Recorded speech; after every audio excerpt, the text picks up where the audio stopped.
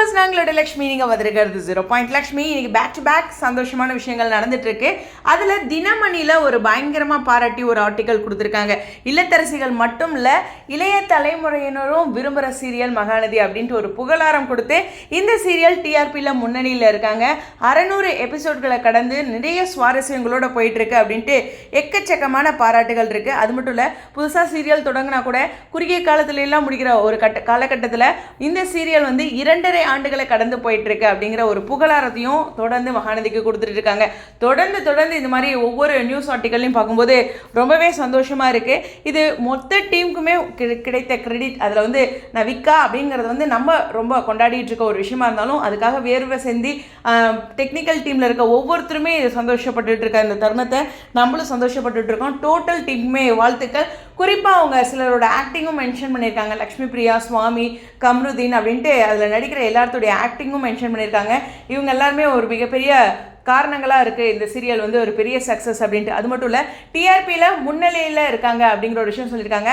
Top 10ல் நுழைஞ்சது ஒரு காரணம். 600 எபிசோட சேனலோட தரப்பில் இன்ஸ்டாகிராம்லேருந்து ரசிகர்கள் கொண்டாடினது ஒரு காரணம்.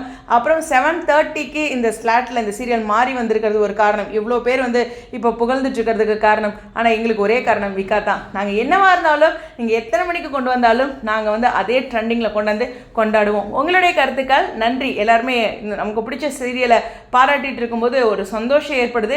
இன்னுமே இந்த மாதிரியான விஷயங்கள் கிடைக்கும்போது எனக்கு பர்சனலாக என்ன தோணுதுன்னா, டீமும் அடுத்து வந்து ஹெட்டு எல்லாருமே வந்து இன்னும் இந்த சீரியலை இன்னும் பெஸ்ட்டாக ஓகேவா, இப்போவே பெஸ்ட் லெவலில் தான் இருக்காங்க. இன்னும் பெஸ்ட்டாக கொண்டு வரதுக்கும் இன்னும் பெட்டராக என்னென்ன பண்ணணும் அப்படிங்கிறதையும் பண்ணுவாங்க. ஸோ 600 எபிசோடுகள் கடந்து ஒரு கதையை கொண்டுட்டு வர்றது நிச்சயமாக சவாலான விஷயம். அது அந்த சவாலை அவங்க இன்னும் அழகாக பண்ணுவாங்க. ஸோ டோட்டல் டீமுக்குமே வாழ்த்துக்கள்.